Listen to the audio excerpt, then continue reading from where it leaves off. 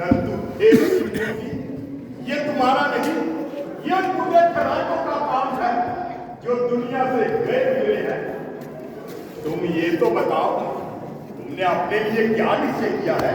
अर्थात वो कौन भाग्यशाली पुरुष होगा जो इस चंद्रमा से अमृत पिएगा, इस कोमल अंग के आलिंगन से जिएगा? यदि सीधे शब्दों में मेरे भावे पति का नाम पूछकर तुम्हारी पंडिताई घट जाती, यदि अश्लील शब्दों से एक कुंवारी कन्या को ना शर्माते, तो क्या अलंकारिक कविता की ना कर जाती? इस पर भी बताती हूँ।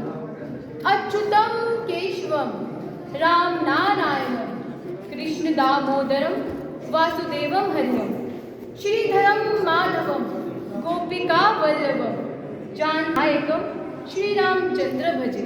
ओ विष्णु, वो नास्तिक विष्णु। नास्तिक विष्णु? अरे राक्षस, नापाक! जब विश्व विष्णु के प्रति ये कथा किया, निशावर क्रोध पर, मान गुस्से के बोलों पर, हुआ यौवन दोबारा, आ गई सुर्खी के बोलों पर। अरे दुष्ट, जिसका नाम लेने से नास्तिकता ठहरने नहीं पाती, उसको नास्तिक कहते हुए तुझे लज्जा नहीं आती? बोली सुंदरी, तुझे क्या खबर? शास्त्रों का ज्ञान तो हमें है, नास्तिक और आस्तिक की पहचान तो हमें है। वेदों के अनुसार पुरुष को एक स्त्री भोगने का अधिकार है, परंतु विष्णु, वो नास्तिक विष्णु, सरस्वती और लक्ष्मी दो का मालिक है, और तो वेद विरुद्ध आचरण करने से जरूर नास्तिक है। और तू देव कन्याओं का अस्तित्व बिगाड़ने वाला, जल में नहाती हुई पराई स्त्रियों पर पंजे छाड़ने वाला आस्तिक है। मेरा क्या जिक्र, मुझे पाप नहीं लग सकता। क्यों? समर्थ को नहीं दोष गुसाई, धुआं करत नहीं रवि मुछाई। इसलिए तू अपनी यौवन अवस्था पर दया कर। अपने ऊपर दया करूं? ये तो मेरी स्वार्थ परायणता है। उचित है कि मैं तुझ पर उपकार करूं। मुझ पर उपकार? भला वो क्या? जले हुए दिल से तुझे भस्म करूं, शार करूं, ताकि तेरी जिंदगी का सिलसिला ही टूट जाए और तू रोज रोज के पापों से छूट जाए। चले पर्वत से मेरा दिल, तो हो चलकर दुखी पर्वत, सती की आह से पर्वत बने ज्वालामुखी पर्वत। मैं मानता हूँ तुझ में पवित्र तपोबल द्वारा शत्रु को भस्म कर देने की शक्ति है, परंतु अपनी शक्ति का उपयोग कर अपने क्रोध को जला और प्रसन्न होकर मेरे साथ राजमहलों का सुख हो। राजमहलों का सुख बकता क्या है?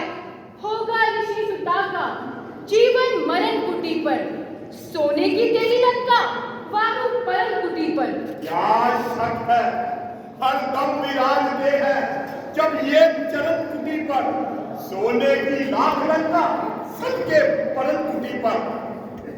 परंतु इस बात पर भी ध्यान दे, लावण्य ज्योति मुख चंद्रकांति, सौंदर्य शोभा की जवानी, है छाया जल है नदी का, रुकती नहीं है जिसकी रवानी। अरे जाती रही तो बस क्या चलेगा, आसान नहीं है ये फिरहानी। हे रूप देवी, तू चल साथ मेरे, पूजा करूंगा मैं भर जिंदगानी। मंदोदरी को दिल से रानी तुम्हारी है वो मुख्य रानी, पूरी खुशी से जिसने लगाए प्यारे पति पे मन करम वानी। मेरे लिए जो उसको विसारा, विश्वास हो या अपनी जुबानी, ऐसा ही धोखा मुझसे करोगे, जाती रहेगी जब ये जवानी। और इतनी देर में तो मुझे 50 बार गुस्सा आ जाता, परंतु ये प्रेम के वीर हैं जो गुस्से को रोक रहे हैं। और इतनी देर में कोई और होता तो वो 100 बार शर्मा जाता, परंतु ये तेरे कठोर वाक्य हैं जो मेरे पवित्र हृदय पे छुरियां भोंक रहे हैं। उठाकर तुझको रख लेता अभी अपने गुब्बारे में, कि जबरदस्ती नहीं अच्छी मगर चाहत के बारे में। जा जा, है किस हवा में, जलाकर भस्म कर सकती हूँ एक अदना इशारे में, मगर मैं श्राप देती हूँ तो रहती हूँ किस आरे में। क्योंकि मैंने बड़ी शांति से तप किया है, अगर क्रोध मुझ पर गाली पाएगा, मुफ्त में मेरे तप का पुण्य और आत्मिक बल घट जाएगा। बला से तू लाख दुष्ट और क्रूर है, परंतु तुझे जीतने के बजाय मुझे मेरे क्रोध को जीतना मंजूर है। शांत हो, निर्भय वाला शांत हो। क्रोध करती हो और जीतना बुलाती हो। जहर खाकर जहर उतारती हो। मैंने क्या किया कि सुन!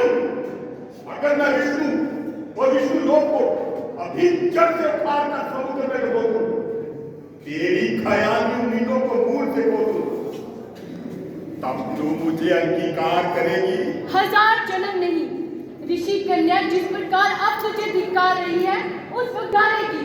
कड़े अल्फाज इस कोमल जुबान से मुझको हंसते हैं। ताजुब है कि खंजर फूल की पत्ती से बनते हैं। नाक की ऊपरी पराई खोपड़ी पे बांस लगने पर, पुकारे अपने नाखून में जरा सी फांस लगने पर। बस मालूम हो गया, मुंह से इस तरह तेरे घर जी न निकलेगा कि जब तक उंगलियां सीधी रहेगी जी न निकलेगा। कर उंगलियां ना टेढ़ी, माना भी कर किसी की, नाखून में लग ना जाए यूं कोई फांस घी की। क्या चिकनी चुपड़ी बातें करती है और ये नहीं देखती तेरे सामने कौन खड़ा है। अरे मैं खूब जानती हूँ, तू एक चिकना घड़ा है जो भगवान विष्णु का नाम सुनकर भी अपनी हट पे आया है। क्या तुझे खबर नहीं, वो तीनों लोगों का मालिक, बल, तेज, पराक्रम में सबसे बड़ा है। जो काम मैं करना नहीं चाहता तू उसी पर मजबूर करती है, इसीलिए बार बार उस दैरूपी के बल पे जरूर करती है। नीच, अभिमानी, तीनों काल का हाल जानने वाली, अपनी स्वामिनी